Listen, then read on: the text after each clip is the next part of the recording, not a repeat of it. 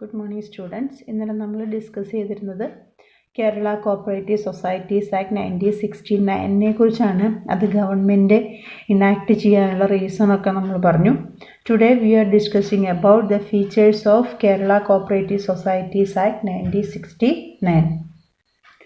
Some of the special features of the Kerala Cooperative Societies Act are: first one, a separate chapter under the caption Cooperative Union is incorporated in the Act.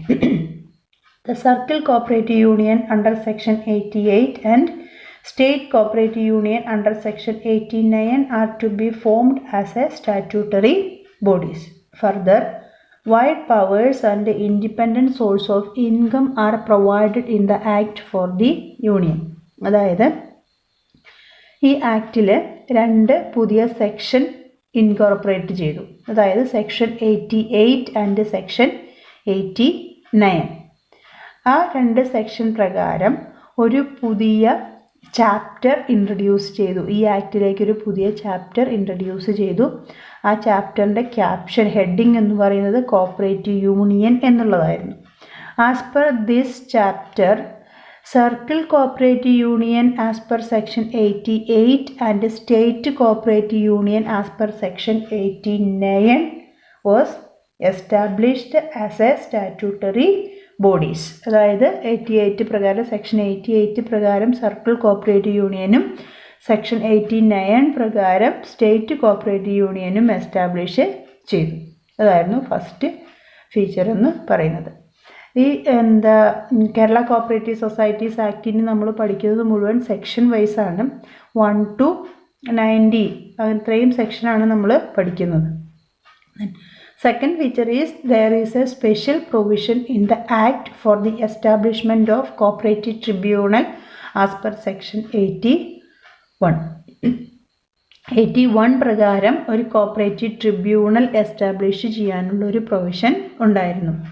എന്തിനു വേണ്ടിയിട്ടായിരുന്നു? For hearing appeals against the order of the registrar or arbitrator appointed by the registrar. Registrar appoint ചെയ്യുന്ന ഒരു ആർബിട്രേറ്ററോ സൊസൈറ്റിക്ക് നൽകുന്ന ഒരു ഓർഡറിനെതിരെ appeal നൽകാൻ വേണ്ടിയിട്ടായിരുന്നു cooperative tribunal establish ചെയ്തിരിക്കുന്നത്. അതായത് ഈ പറയുന്ന രജിസ്ട്രാർ നൽകുന്ന ഓർഡറിൽ നമ്മൾ സാറ്റിസ്ഫൈഡ് അല്ലെങ്കിൽ, അതായത് സൊസൈറ്റി സാറ്റിസ്ഫൈഡ് അല്ലെങ്കിൽ, ആ ഓർഡറിനെതിരെ നമുക്ക് എന്ത് കൊടുക്കാവുന്നതാണ്? അപ്പീൽ കൊടുക്കാവുന്നതാണ്. അങ്ങനെ അപ്പീൽ കൊടുക്കേണ്ടത് എവിടെയാണ്? കോപ്പറേറ്റീവ് ട്രിബ്യൂണലിലാണ്. Then third feature is a section, that is section 80, dealing with qualification, salary, service condition, etc. of the employees working in the cooperative societies is newly incorporated in the Act. Like managing committee and the cooperative department, employees of the society are also playing an important role in the cooperative movement. അടുത്തായിട്ട് പറയുന്നത് ഒരു പുതിയ section 80 ഈ ആക്റ്റിൽ എന്ത് ചെയ്തു? Incorporate ചെയ്തു. എന്തിനു വേണ്ടിയിട്ടാണ്? ആ സെക്ഷനിൽ പറയുന്നത് എന്താണ്? The qualification, salary, service condition etcetera of the employees working in the cooperative society. Cooperative സൊസൈറ്റിയിൽ വർക്ക് ചെയ്യുന്ന എംപ്ലോയീസിൻ്റെ സാലറി എത്രയാണ്, അവരുടെ സർവീസ് കണ്ടീഷൻസ് എന്തൊക്കെയാണ്, അല്ലെങ്കിൽ അവർക്ക് വേണ്ട ക്വാളിഫിക്കേഷൻ എന്തൊക്കെയാണ്, എന്തൊക്കെ പരാമർശിക്കുന്ന ഒരു പുതിയ സെക്ഷൻ ഇൻകോർപ്പറേറ്റ് ചെയ്തു. അതുമാത്രമല്ല, കോപ്പറേറ്റീവ് സൊസൈറ്റിയിൽ മാനേജിങ് കമ്മിറ്റിക്കും കോപ്പറേറ്റീവ് ഡിപ്പാർട്ട്മെൻറ്റിനുമുള്ള അതേ റോള് ആർക്കും ഉണ്ടായിരുന്നു? എംപ്ലോയീസിനും ഉണ്ടായിരുന്നു. അല്ലെങ്കിൽ അങ്ങനെയായിരുന്നു അവരെ കൺസിഡർ ചെയ്തിരുന്നത്.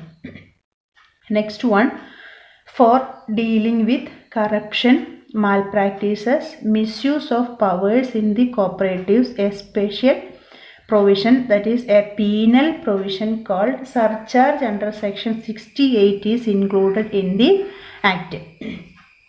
അതായത് നമ്മുടെ കോപ്പറേറ്റീവ് സൊസൈറ്റിയിൽ കറപ്ഷൻ നടത്തുക, അഴിമതി നടത്തുക, തിരിമറികൾ നടത്തുക, മാൽപ്രാക്ടീസസ്, മിസ്യൂസ് ഓഫ് പവേഴ്സ്, അത് അധികാരം ദുർവിനിയോഗം ചെയ്യുക, ഇതിനെയൊക്കെ ഡീൽ ചെയ്യാൻ വേണ്ടിയിട്ട് ഒരു പീനൽ പ്രൊവിഷൻ എന്താണ് പീനൽ പ്രൊവിഷൻ എന്ന് പറഞ്ഞു കഴിഞ്ഞാൽ ആ പ്രൊവിഷൻ പ്രകാരം പറയുന്ന എന്തെങ്കിലും കാര്യം ചെയ്തിട്ടുണ്ടെങ്കിൽ അത് പണിഷബിൾ ആണ്.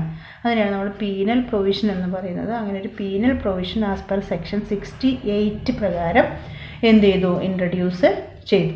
Then next feature is the minimum number of persons required for the registration of a society is fixed at 25. It is also insisted that each of such persons should belong to different families.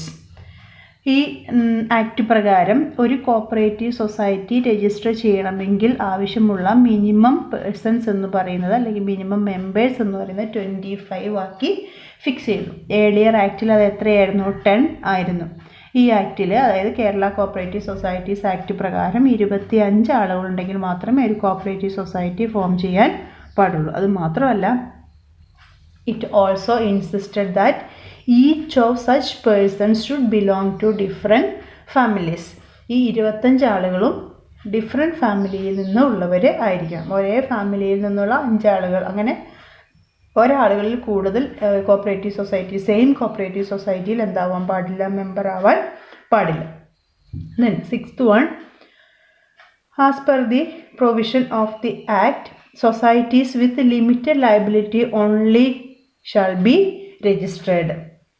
ഈ ഒരു ആക്ടിൻ്റെ provision പ്രകാരം limited liability സൊസൈറ്റികൾ മാത്രമേ register ചെയ്യാൻ പാടുള്ളൂ. അതായത് 1912 ആക്റ്റിൽ നമ്മൾ പഠിച്ചിരുന്നു cooperative സൊസൈറ്റികളെ limited liability society എന്നും അൺലിമിറ്റഡ് ലയബിലിറ്റി സൊസൈറ്റി എന്നും എന്ത് ചെയ്തിരുന്നു, ക്ലാസിഫൈ ചെയ്തിരുന്നു എന്ന് പറഞ്ഞു. പക്ഷേ കേരള കോപ്പറേറ്റീവ് സൊസൈറ്റീസ് ആക്ട് 1969 പ്രകാരം ലിമിറ്റഡ് ലയബിലിറ്റി സൊസൈറ്റികൾ മാത്രമേ രജിസ്റ്റർ ചെയ്യാൻ പാടുള്ളൂ. Then next one, under the new act, registrar is empowered to supersede a committee of a society under certain extraordinary circumstances. Supersede means remove ചെയ്യുക. ഈ ഒരു ആക്ട് പ്രകാരം രജിസ്ട്രാർക്ക് ഒരു cooperative സൊസൈറ്റിയിലെ managing കമ്മിറ്റിയെ റിമൂവ് ചെയ്യാനുള്ള അവകാശമുണ്ട് അണ്ടർ എക്സ്ട്രാ ഓർഡിനറി സർക്കംസ്റ്റാൻസസ്. അതായത് നമ്മൾ മാനേജിംഗ് കമ്മിറ്റിയെ എലക്ഷൻ നടത്തിയിട്ടാണ് സെലക്ട് ചെയ്യുന്നത്. ആ ടോട്ടൽ മെമ്പേഴ്സിൽ നിന്നുമാണ് നമ്മൾ മാനേജിംഗ് കമ്മിറ്റിയെ സെലക്ട് ചെയ്തത്. ആ മാനേജിംഗ് കമ്മിറ്റിയെ പിരിച്ചുവിടാനുള്ള അവകാശം ആർക്കുണ്ട്, രജിസ്ട്രാർക്ക് ഉണ്ട്. അതിന് കുറേ സർക്കംസ്റ്റാൻസസ് പറയുന്നുണ്ട്, അത് നമ്മൾ പിന്നെ പഠിക്കും. ആ സർക്കംസ്റ്റാൻസസിൽ ഈ പറയുന്ന ഡ്യൂലി ഇലക്റ്റഡ് മാനേജിംഗ് കമ്മിറ്റിയെ സൂപ്പർസെഡ് ചെയ്യാനുള്ള റൈറ്റ് ആർക്കുണ്ട്, രജിസ്ട്രാർക്ക് ഉണ്ട്.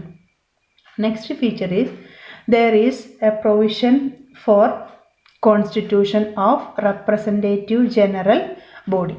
ഈ ആക്ട് പ്രകാരം റെപ്രസെൻറ്റേറ്റീവ് ജനറൽ ബോഡി കോൺസ്റ്റിറ്റ്യൂട്ട് ചെയ്യാനുള്ള പ്രൊവിഷൻ ഉണ്ട്. എന്താണ് റെപ്രസെൻറ്റേറ്റീവ് ജനറൽ ബോഡി എന്ന് ചോദിച്ചു കഴിഞ്ഞാൽ, ജനറൽ ബോഡി എന്ന് പറഞ്ഞാൽ എന്താണ്, ഒരു സൊസൈറ്റിയിലെ മുഴുവൻ മെമ്പേഴ്സും അടങ്ങുന്ന ആ ഒരു ഗ്രൂപ്പിനെയാണ് നമ്മൾ ജനറൽ ബോഡി എന്ന് പറയുന്നത്. ഇനി എന്താണ് റെപ്രസെൻറ്റേറ്റീവ് ജനറൽ ബോഡി എന്ന് ചോദിച്ചു കഴിഞ്ഞാൽ, in the case of society having large membership or wide area of operation, then there is A provision for the constitution of representative general body. അതായത് ഒരു സൊസൈറ്റിക്ക് ലാർജ് മെമ്പർഷിപ്പ് ഉണ്ടെന്ന് വിചാരിക്കുക, അല്ലെങ്കിൽ അതിൻ്റെ ഏരിയ ഓഫ് ഓപ്പറേഷൻ വളരെ വൈഡ് ആണെങ്കിൽ അവർക്ക് റെപ്രസെൻറ്റേറ്റീവ് ജനറൽ ബോഡി ഉണ്ടാക്കാവുന്നതാണ്. ഇങ്ങനെയുള്ള ഈ രണ്ട് സാഹചര്യത്തിൽ എല്ലാ മെമ്പേഴ്സിനെയും ഇൻക്ലൂഡ് ചെയ്തുകൊണ്ട് ഒരു ജനറൽ ബോഡി മീറ്റിംഗ് അല്ലെങ്കിൽ ഒരു ജനറൽ ബോഡി കോൺസ്റ്റിറ്റ്യൂട്ട് ചെയ്യുക എന്നുള്ളത് ബുദ്ധിമുട്ടായിരിക്കും. ആ സാഹചര്യത്തിൽ ഫോർ എക്സാമ്പിൾ ലാർജ് മെമ്പർഷിപ്പ്, ഒരു സൊസൈറ്റിയിലെ മെമ്പർഷിപ്പ് വളരെ കൂടുതലാണെന്ന് വിചാരിക്കുക, ദാറ്റ് ഈസ് മോർ ദാൻ 1000. പ്രത്യേകം പറയുന്നുണ്ട്, മോർ ദാൻ 1000 ആണെങ്കിൽ മാത്രമേ റെപ്രസെൻറ്റേറ്റീവ് ജനറൽ ബോഡി ഉണ്ടാക്കാൻ പാടുള്ളൂ. അതായത് ഒരു കോപ്പറേറ്റീവ് സൊസൈറ്റിയിലെ ടോട്ടൽ മെമ്പേഴ്സ് എന്ന് പറയുന്നത് 1000-ൽ കൂടുതലുണ്ടെങ്കിൽ ഈ 1000 ആളുകളെ വെച്ചുകൊണ്ടൊരു ജനറൽ ബോഡി ഉണ്ടാക്കുക എന്നുള്ളത് വളരെ ബുദ്ധിമുട്ടായിരിക്കും. അങ്ങനെ വരുമ്പോൾ ഈ 1000 ആളുകളെ റെപ്രസെൻറ്റ് ചെയ്തുകൊണ്ടുള്ള ജനറൽ ബോഡി നമുക്ക് എന്ത് ചെയ്യാവുന്നതാണ്, കോൺസ്റ്റിറ്റ്യൂട്ട് ചെയ്യാവുന്നതാണ്. ഇനി എങ്ങനെയാണ് അതിൻ്റെ റെപ്രസെൻറ്റേഷൻ എന്ന് പറഞ്ഞു കഴിഞ്ഞാൽ 1 for each 50 മെമ്പേഴ്സ് എന്നുള്ള രീതിയിലാണ് നമ്മൾ റെപ്രസെൻറ്റേറ്റീവിനെ എന്ത് ചെയ്യുന്നത്, സെലക്ട് ചെയ്തത്. 1 for each 50 മെമ്പേഴ്സ്. അതായത് 50 പേരെ റെപ്രസെൻറ്റ് ചെയ്തുകൊണ്ട് ഒരാളെ നമ്മൾ എന്ത് ചെയ്യും, സെലക്ട് ചെയ്യും. അപ്പോൾ അങ്ങനെ എത്രയാണോ മെമ്പർഷിപ്പ് അതിനെ നമ്മളിങ്ങനെ 50 കൊണ്ട് ഡിവൈഡ് ചെയ്ത് അത്രയും ആളുകളെ വെച്ചുകൊണ്ട് നമ്മൾ എന്ത് കോൺസ്റ്റിറ്റ്യൂട്ട് ചെയ്യും, ജനറൽ ബോഡി കോൺസ്റ്റിറ്റ്യൂട്ട് ചെയ്യും. അതിനെയാണ് നമ്മൾ റെപ്രസെൻറ്റേറ്റീവ് ജനറൽ ബോഡി എന്ന് പറയുന്നത്. ആ ജനറൽ ബോഡിയിലുള്ള മെമ്പേഴ്സ് എന്ന് പറയുന്നത് ടോട്ടൽ മെമ്പേഴ്സിനെ റെപ്രസെൻറ്റ് ചെയ്യുന്നവരായിരിക്കും. അങ്ങനെ റെപ്രസെൻറ്റേറ്റീവ് ജനറൽ ബോഡി കോൺസ്റ്റിറ്റ്യൂട്ട് ചെയ്യാനുള്ള ഒരു പ്രൊവിഷൻ ഈ ആക്റ്റിൽ ഉണ്ടായിരുന്നു. Then last one, under the Kerala Cooperative Societies Act, 15% of the profit should be transferred to reserve fund. ഈ ആക്ട് പ്രകാരം ടോട്ടൽ പ്രോഫിറ്റിൻ്റെ 15% എവിടേക്ക് ട്രാൻസ്ഫർ ചെയ്യണമായിരുന്നു, റിസർവ് ഫണ്ടിലേക്ക് ട്രാൻസ്ഫർ ചെയ്യണമായിരുന്നു. ഏർലിയർ ആക്ച്വലി അത് എത്രയായിരുന്നു, 25% അങ്ങനെയൊക്കെയായിരുന്നു.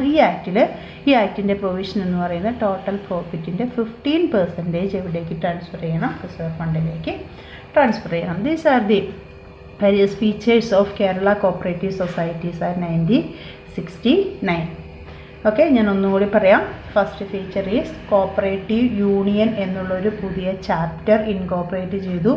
അത് പ്രകാരം state cooperative union and circle cooperative union എന്ത് ചെയ്തു, എസ്റ്റാബ്ലിഷ് ചെയ്തു. ദെൻ സെക്കൻഡ് വൺ നമ്മൾ പറഞ്ഞത് ഒരു കോപ്പറേറ്റീവ് ട്രിബ്യൂണൽ എസ്റ്റാബ്ലിഷ് ചെയ്തു as per section 81 for hearing appeals against the order of the registrar or order of the arbitrator appointed by the registrar.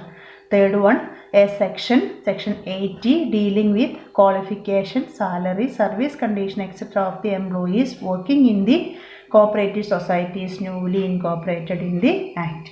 Fourth one, a penal provision called surcharge under section 68 is included in the act for dealing with corruption, malpractices, misuse of power in the cooperatives. Then fifth one, in the act the minimum number of persons required for the registration of a society is fixed at 25. It also insisted that each of such persons should belong to different families. Next one, according to the provision of the present act, society shall be registered in the state only with limited liability. Then under the new act, the registrar is empowered to supersede the committee under certain extraordinary circumstances. Then there is provision for constitution of representative general body, and last one, 15% of the profit should be transferred to reserve fund. വളരെ important ആയിട്ടുള്ള ഒരു ഇതാണ് features of Kerala cooperative societies act 1969. നന്നായി വായിക്കുക, പഠിക്കുക. Thank you.